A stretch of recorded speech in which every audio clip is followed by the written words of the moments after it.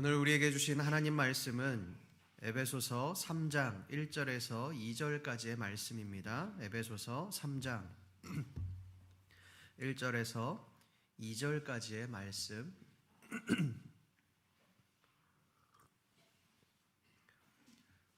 저와 여러분들이 한 목소리로 함께 읽어보겠습니다. 시작.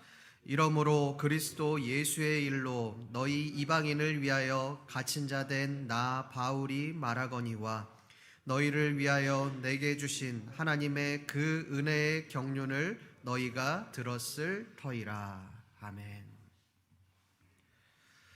우리가 이 지난주 말씀에서 바울은 우리가 성령 안에서 하나님께서 거하실 처소가 되기 위하여 그리스도 예수 안에서 우리가 함께 지어져 간다, 그렇게 말을 했습니다. 특별히 이것을 말씀하며 이 혼자가 아니라 서로 함께를 이야기합니다. 이 모든 것이 가능하게 된 것은 예수 그리스도께서 모퉁이 돌이 되셨기 때문입니다. 우리가 그리스도인이 된 것은 그냥 되어진 것이 아니라 그리스도의 터 위에서 많은 사도들과 선지자들의 희생이 있었기 때문에 그것이 가능했다라고 그렇게 말을 합니다. 그러니 우리 또한 함께 성전으로 지어져 가야 한다는 것입니다. 이것이 바로 지난 말씀에서 바울이 말하고자 하는 그런 바였습니다. 그런데 여러분, 오늘 말씀을 한번 보십시오. 오늘 말씀을 보면 이러므로라는 말로 시작을 합니다. 이러므로라는 말은 앞부분의 내용과 연결이 되어 있다라는 말입니다. 여러분, 그런데 조금 이상합니다. 이러므로라는 말이 나왔다면 이 말씀은 3장 1절에 나와야 될 말씀이 아니라 2장 후반절에 이어서 나오는 내용이어야 할 것입니다. 그래야만 문맥적으로 맞습니다. 왜요? 보통 장이 넘어갈 때는 새로운 주제로 이어지기 때문에 그렇습니다. 그런데 왜 바울은 이 3장의 시작을 이러므로로 시작을 하고 있을까요? 우리 1절의 말씀을 함께 읽어보겠습니다. 시작. 이러므로 그리스도 예수의 일로 너희 이방인을 위하여 갇힌 자 된 바울이 말하거니와. 1절 하반절에도 보면 나 바울이 말하거니와 라고 그렇게 말을 합니다. 여러분, 바울이 말을 한다 라고 그렇게 말을 했으면 그 뒤에 어떤 내용이 나오는지가 언급이 돼야 합니다. 내가 말하고자 하는 바는 이것이다 라고 말을 해야 합니다. 그런데 바울은 그 뒤의 내용이 무엇인지 제대로 말을 하지 않습니다. 왜 이렇게 하고 있을까요? 바울이 글을 잘 못 쓰기 때문에 그럴까요? 그렇지 않습니다. 바울은 그 누구보다도 글을 논리적으로 또 신학적으로 잘 썼던 사람입니다. 그 누구보다 엘리트였습니다. 당시 지식인들에게, 엘리트들에게 수사학은 필수였습니다. 바울이 이 아레오바고 언덕에서 복음을 전하는 모습을 한번 보십시오. 바울은 기가 막히게 그들이 원하는 니즈를 알고 그들이 필요한 것이 무엇인지를 정확하게 캐치하고 그들에게 맞는 말씀을 전합니다. 그렇다면 바울은 말에 있어서 굉장한 전문가입니다. 그런데 왜 바울은 문법에 맞지 않는 것 같은 이 말을, 이 문장을 전하고 있는 것일까요? 우리 에베소서 3장 13절 말씀을 함께 읽어보겠습니다. 3장 13절 말씀입니다. 시작. 그러므로 너희에게 구하노니 나의 여러 환난에 대하여 낙심하지 말라. 이는 너희의 영광이니라. 너희를 위한 나의 여러 환난에 대하여 낙심하지 말라. 이것이 바울이 이러므로라는 표현을 사용한 이유입니다. 에베소의 교인들이 낙심하지 않도록 하기 위해 이러한 어색한 문법에 맞지 않는 그런 편지를 작성했다는 것입니다. 여러분, 1절 말씀을 자세히 한번 보십시오. 이 바울이 어떤 상태에 놓여 있었습니까? 감옥에 갇혔습니다. 바울은 이 자신이 감옥에 갇힌 것을 이방인을 위하여 갇혔다라고 그렇게 말을 합니다. 바울은 왜 내가 그냥 감옥에 갇혔다라고 말을 하지 않고 이방인을 위하여 갇혔다라고 그렇게 말을 하고 있을까요? 에베소 교회를 개척한 그 바울이 감옥에 갇혔다는 것이 에베소 교인들에게는 이해할 수 없는 그런 일이었기 때문에 그렇습니다. 왜 이런 일이 일어났는지, 바울이 왜 감옥에 갇히게 됐는지 그것이 명확하게 설명되지 않으면 믿음이 약한 에베소 교인들이 넘어질 것이 자명했기 때문에 그렇습니다. 바울은 낙심하는 이들을 위로하기 위해서 오늘 말씀, 오늘의 편지를 기록하고 있는 것입니다. 그렇다면 여러분이 바울이 감옥에 갇힘으로 인해서 에베소 교회에 어떤 일들이 있었을까요? 바울의 사도성을 의심하는 일들이 있었을 겁니다. 아니, 바울이 사도라고 하면서, 예수 그리스도의 사도라고 하면서 감옥에 갇혀 있는 사람이 무슨 사도라고 할 수 있는가? 사도라면 하나님이 주시는 능력을 가지고 복음의 능력과 이적과 기적들이 나타나야 하는 것 아닌가? 이런 생각으로 바울이 과연 감옥에 갇힌 바울이 사도가 맞는가? 이런 의심하는 사람들이 생겨났습니다. 실제로 이 갈라디아서 1장 1절은 이렇게 시작합니다. 우리 갈라디아서 1장 1절 말씀을 함께 읽어보겠습니다. 시작. 사람들에게서 난 것도 아니요 말미암은 것도 아니요 그리스도와 그를 죽은 자 가운데서 살리신 하나님 아버지로 말미암아 사도된 바울은, 갈라디아 사람들 중에는 바울의 사도권을 의심하는 사람들이 있었습니다. 예수님의 제자도 아닌 그 바울이, 공생의 사역을 함께 하지도 않은 그 바울이 사도가 맞느냐라고 하는 논쟁이 일어난 것입니다. 고린도 후서 10장에서도 바울은 자신의 사도권을 의심하는 그 고린도 교인들을 향하여 그 자신의 사도권의 정당성을 변호하고 있습니다. 여러분, 이러한 배경 속에서 바울이 감옥에 갇혔다면 에베소 교인들이 어떻게 생각하겠습니까?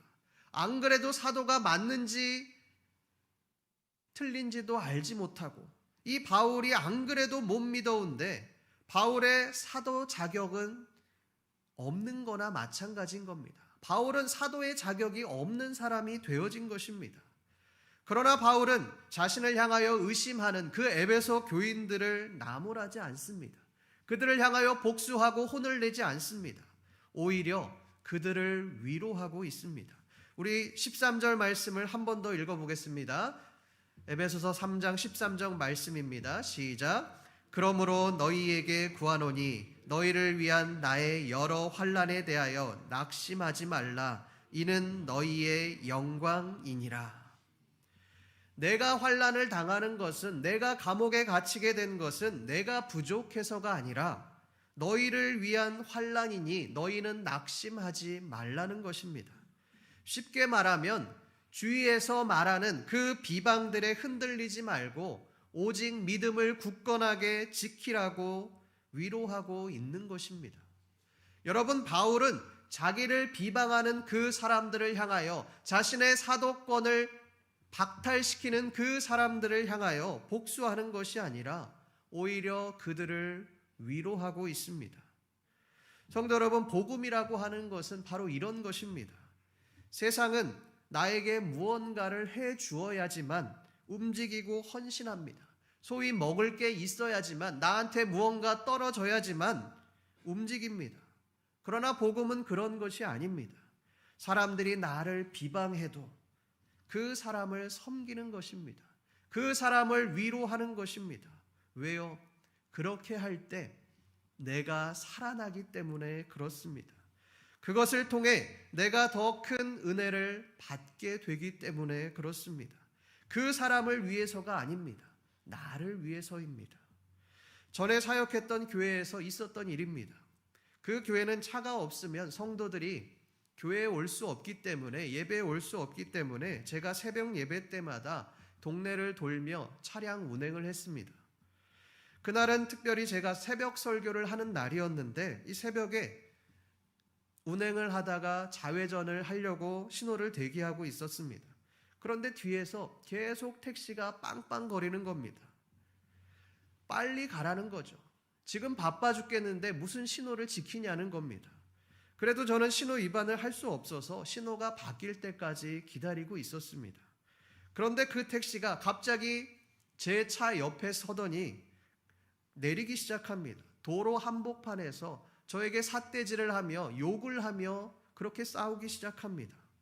순간 제가 너무 화가 나서 나가고 싶었습니다. 나가서 내려서 나도 같이 싸우고 싶었습니다. 그렇지만 바로 설교를 해야 했고 또 그 차에 성도님들도 같이 타고 있었기 때문에 억울해도 꾹 참았습니다. 그냥 창문 내리지 않고 제 갈 길을 그냥 갔습니다. 그런데도 그 택시가 이 교회차를 계속 쫓아오며 쌍라이트를 켜고 또 클락션을 누르고 그렇게 쫓아옵니다. 그래도 저는 꾹 참고 저의 길을 갔습니다. 그러나 제 마음속에서는 그 분노가 사그라들지 않았습니다. 나도 화낼 수 있고 나도 욕할 수 있는데 왜 내가 잘못하지도 않은 일에 욕을 먹어야 하나? 왜 이런 일을 당해야 하나? 그런 생각이 들었습니다. 그런데 그때 권사님 한 분이 저에게 이렇게 말씀을 하십니다. 목사님, 정말 잘 참으셨습니다. 설교를 하셔야 되는데 말씀을 전하셔야 하는데 만약 그 사람과 싸우셨다면 어떻게 설교를 하실 수 있었겠습니까? 그 말을 듣고 제가 식겁했습니다. 만약 제가 그 택시 기사분과 싸웠다면 속은 시원했겠죠. 억울하지 않았겠죠. 그러나 그날 화를 내고 욕을 하는 저의 모습을 본 그 성도님들이 저의 말씀과 설교를 들었다면 어떠했겠습니까? 은혜가 되지 않았겠죠. 제 설교를 통해서 하나님의 말씀이 전해지는 것이 아니라 저의 화내고 싸운 모습만 이미지에 남았을 것입니다.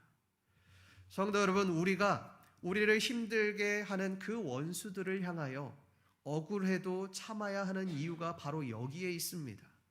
그 원수를 위해서 우리가 참는 것이 아닙니다. 우리를 위해서 견디는 것입니다. 억울해도 참기 힘들어도 화가 나도 참고 견디면 선을 행하면 결국 우리에게 은혜가 돌아오기 때문에 우리가 참아내야 하는 것입니다. 나를 힘들게 하는 그 원수들을 향하여서 악을 악으로 갚지 마십시오. 악을 선으로 갚으심으로 우리에게 주시는 그 은혜를 누리시는 저와 여러분들 되시기를 간절히 소망합니다. 그렇다면 이 바울이 자신을 비방하는 그 에베소 교인들을 품고 위로할 수 있었던 이유가 무엇일까요? 우리 오늘 말씀 2절 말씀을 함께 읽어보겠습니다. 시작. 너희를 위하여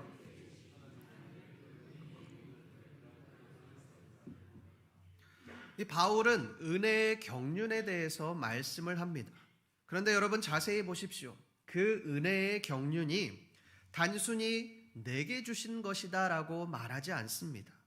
너희를 위하여 내게 주신 하나님의 은혜의 경륜이다 라고 그렇게 말씀을 합니다.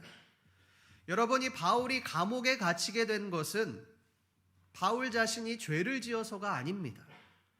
로마의 시민권자로서 로마의 법을 어겨서 감옥에 갇히게 된 것이 아닙니다. 1절 말씀에 보면 그리스도 예수의 일로 감옥에 갇히게 되었다라고 그렇게 말씀합니다. 복음을 전했다는 이유로 그리스도 예수를 전했다라고 하는 이유로 바울은 감옥에 갇히게 되었습니다. 또한 이 사도행전 21장에서 바울이 잡히게 된 과정을 보면 유대인들이 바울을 보고 충동하였다라고 말을 합니다. 소란을 일으킨 겁니다. 그리고 바울을 체포한 이유에 대해서도 바울이 율법을 비방하고 헬라인을 데리고 성전에 들어갔다라고 하는 이유로 바울을 체포했습니다. 여러분, 바울은 헬라인들을 데리고 이방인들을 데리고 성전 안으로 들어간 적이 없습니다. 하지도 않은 일로 억울하게 이 바울이 감옥에 갇히게 되었습니다. 그렇다면 여러분, 바울은 그것이 은혜라고 말을 하면 안 됩니다. 오히려 하나님이 나에게 행하신 저주나 고난 정도로 말을 해야 말이 맞을 것입니다. 여러분, 그렇지 않습니까? 바울이 다메섹 도상에서 예수님을 만나지 않았다면 바울은 율법 교사로 유대인들의 존경을 받으며 그렇게 살아가고 있었을 것입니다. 그렇게 살아갔다면, 예수님을 만나지 않았다면 이 바울은 감옥에 갇히지 않아도 됐겠죠. 하루하루 언제 유대인들이 자신을 죽일지 몰라 두려움을 가지지 않아도 되었을 겁니다. 언제 어디에서 어떤 일이 벌어질지 모르는 그 두려움과 하루하루 살아가기가 어려운 그 힘듦을 경험하지 않아도 되었을 것입니다. 그런데 왜 바울은 그것이 하나님의 은혜라고 말을 하고 있을까요? 우리 말씀 13절 말씀을 한 번 더 읽어보겠습니다. 시작. 그러므로 너희에게 구하노니 너희를 위한 나의 여러 환난에 대하여 낙심하지 말라. 이는 너희의 영광이니라. 바울은 이 13절 말씀에서 에베소 교인들을 향해 그들을 위해서 당하는 환난들이 너희에게 영광이 되어진다라고 그렇게 말씀합니다. 여러분, 바울이 당한 고난은 누가 봐도 억울한 고난입니다. 그렇다면 영광이 아니라 비참한 고난이라고 말을 해야 할 것입니다. 억울한 고난이라고 말을 해야 할 것입니다. 그런데 어떻게 그것이 영광이 되어질 수 있습니까? 우리가 순교자들의 이야기, 복음을 위해서 자신의 목숨을 바친 그 순교자들의 이야기를 들어보면 그것이 어떻게 영광이 되어지는지를 알 수 있습니다. 여러분, 예수님과 공생의 3년 동안 함께 사역을 했던 그 제자들의 마지막 모습을 한번 보십시오. 다들 비참합니다. 야고보는 사도행전 12장에서 헤롯 왕에 의해 칼에 찔려서 비참하게 죽임을 당합니다. 빌립 또한 이 터키에서 복음을 전하다가 큰 나무 십자가에 매달려서 죽임을 당합니다. 우리가 잘 아는 베드로는 AD 64년경에 로마에서 체포되어서 네로에 의해 십자가에 거꾸로 매달려서 순교를 당하게 되었습니다. 여러분이 예수님의 제자들이 당한 그 순교는 비참함 그 자체였습니다. 그들이 죽임을 당하는 이유는 그들이 죄가 있어서가 아니었습니다. 그리스도의 복음 때문에 비참하게 죽임을 당하게 되었습니다. 그들이 복음을 전했던 것은 자신을 위해서 전한 것이 아니라 복음을 알지 못하는 이방인들에게 그들을 위해서 복음을 전한 것입니다. 그렇다면 예수님의 제자들은 이방인들 때문에 죽임을 당한 것입니다. 그러나 우리는 그것을 저주라고 말하지 않습니다. 그것을 영광이라고 말을 합니다. 왜요? 그 희생을 통해 복음이 전파되었기 때문에 그렇습니다. 그 희생을 통해 하나님을 알지 못하는 자들이 하나님 앞에 돌아오고 회심하는 일들이 일어났기 때문에 그렇습니다. 그 희생을 통해 온 열방 가운데 복음이 선포되었기 때문에 그렇습니다. 여러분, 바울의 삶을 보십시오. 바울은 예루살렘에 들어가기 전에 에베소 장로들에게 이렇게 말을 합니다.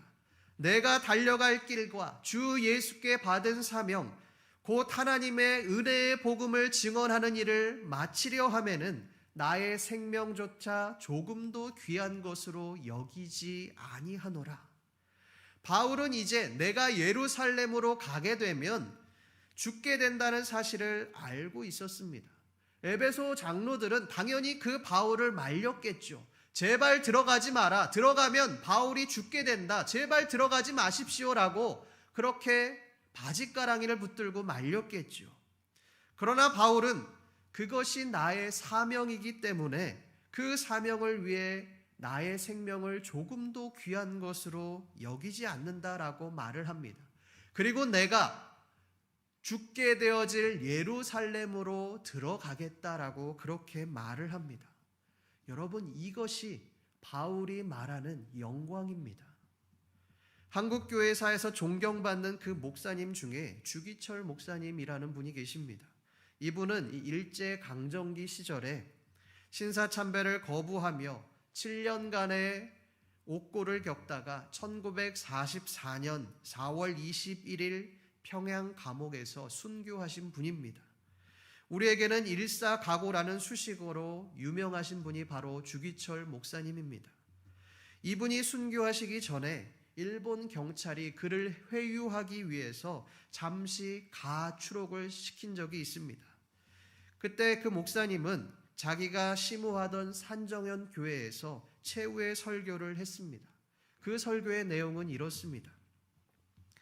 사랑하는 나의 어머님, 80이 넘으신 내 어머님을 자비하신 주님께 부탁드립니다. 나의 병든 아내와 어린 자식들과 나의 사랑하는 교우님들을 주님께 부탁드립니다. 그리고 나는 이 산정현 교회의 강단을 떠나지 않을 수 없습니다. 저는 주님을 따라 주님의 발자취를 따라가려고 합니다. 말씀이 여기에 이르렀을 때 이 주목사님의 음성은 비장해졌습니다. 그리고 예배당의 모든 성도들은 모두 눈물로 성경책을 적시며 흐느껴 울기 시작합니다. 독사의 눈 같던 그 일본 형사들도 그들의 눈에도 눈물이 아리우기 시작합니다. 주기철 목사님은 계속해서 설교를 이어가십니다. 여러분, 사람이 제 몸의 고통은 견딜 수 있으나 부모와 처자를 생각하여 철석 같은 마음이 변절되는 경우가 많습니다. 어린 자식의 울음소리 때문에 순교의 길에서 돌아선 신자들도 허다합니다. 인간의 얽히고 설킨 인정의 줄 때문에 주님 따라가는 길이 방해를 받는다면 성경 말씀에 어긋나는 것입니다. 부모나 처자를 사랑하고 아끼되 예수님보다 더 사랑하는 자는 예수님의 말씀에 어긋납니다. 성도 여러분, 바울이 말하는 그 은혜의 경륜이라는 것이 무엇일까요? 비록 내가 복음 때문에 고난을 당하고 있지만, 이방인들에게 복음을 전했다는 이유로 감옥에 갇혀 있지만, 억울하게 감옥에 갇혀 있는 그런 삶을 살아가고 있지만, 나는 그것이 고난이 되어지지 않는다는 것입니다. 왜요? 그것을 통해 하나님을 알지 않는 자들, 하나님을 믿지 않는 자들이 하나님 앞에 돌아오게 되기 때문에 그렇습니다. 나는 핍박을 받지만 나의 핍박으로 인해 나의 터 위에 교회가 세워지기 때문에 그렇습니다. 그러니 바울은 그것이 은혜라고 말을 하는 것입니다. 그것이 나에게 영광이라고 말을 하는 것입니다. 성도 여러분, 여러분들에게 은혜는 무엇입니까? 우리는 좋은 말씀, 그런 말씀을 들으면 은혜 받았다고 그렇게 말을 합니다. 설교를 통해, 말씀을 통해 내가 알지 못했던 부분들, 그리고 내 마음에 감동이 되면 그것이 은혜라고 여깁니다. 또 기적 같은 역사, 하나님의 역사를 체험하면 하나님이 우리에게 은혜를 내리셨다라고 그렇게 말을 합니다. 그러나 여러분, 이것은 진정한 은혜라고 할 수 없습니다. 왜요? 그 초점이 나에게 맞춰져 있기 때문에 그렇습니다. 내가 마음이 평안해지면, 내 마음에 위로가 있으면 은혜를 받은 것이고, 나에게 역사가 일어나면 은혜가 임한 것입니까? 그렇지 않습니다. 진짜 은혜는 내가 잘 되는 것이 아닙니다. 내가 죽어지는 것입니다. 다른 사람들을 구원하기 위해 고난을 받는 것입니다. 손해의 자리로 나아가는 것입니다. 때로는 억울한 일을 당해야만 하는 것입니다. 이것 때문에 우리가 아무런 이유 없이 복음 때문에 억울하게 핍박을 당해야 할지도 모릅니다. 그러나 그것이 영광이 되어지는 것입니다. 세상의 관점으로 보면 에베소 교인들과 같이 낙심이 되겠죠. 바울을 보며 사도성을 의심한 것처럼 하나님이 살아계신 것이 맞나? 왜 나에게 이러한 어려움들이 일어나나? 억울하다. 하나님, 이 억울함을 풀어주십시오라고 그렇게 생각할 수도 있겠죠. 그러나 바울은 그것을 고난이라고 말하지 않습니다. 은혜라고 말을 합니다. 그것이 영광이라고 그렇게 말을 합니다. 왜요? 그것을 통해, 나의 고난을 통해 하나님의 나라가 확장되기 때문에 그렇습니다. 하나님을 알지 못하는 자들이 하나님 앞에 돌아오기 때문에 그렇습니다. 그러니 내가 힘들어도, 내가 억울해도, 내가 어려움을 겪어도 그것이 영광이 되어질 수 있는 것입니다. 성도 여러분, 우리는 정말 영광스러운 삶을 살고 계십니까? 아니면 부끄러운 삶을 살고 계십니까? 나를 위해 살아간다면, 나를 위해 신앙생활한다면 우리는 영광스러운 신앙생활이 아니라 부끄러운 신앙생활을 하고 있는 것입니다.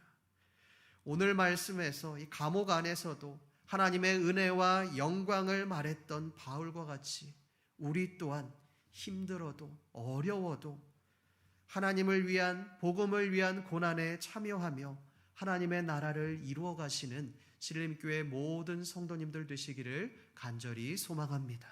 기도하겠습니다. 하나님 아버지, 오늘 말씀을 통해 우리가 어떠한 삶을 살아가야 하는지를 말씀하여 주시니 감사합니다. 하나님, 우리는 우리가 신앙생활 하는 목적이 우리를 위해서 하는 것임을 기억합니다. 나를 위해, 내가 은혜 받기 위해, 내가 평안하기 위해, 나의 문제가 해결되기 위해 신앙생활 했음을 고백합니다. 하나님, 이제는 나를 위해서 신앙생활 하는 것이 아니라 오직 복음을 위해, 하나님을 위해 우리가 희생하고 헌신하는 그러한 삶을 살아가게 하여 주시옵소서. 그래서 우리를 통해 하나님의 영광이 나타나는 그런 삶을 살아가게 하여 주시옵소서. 감사드리며 살아계신 우리 주 예수 그리스도의 이름으로 기도드립니다. 아멘.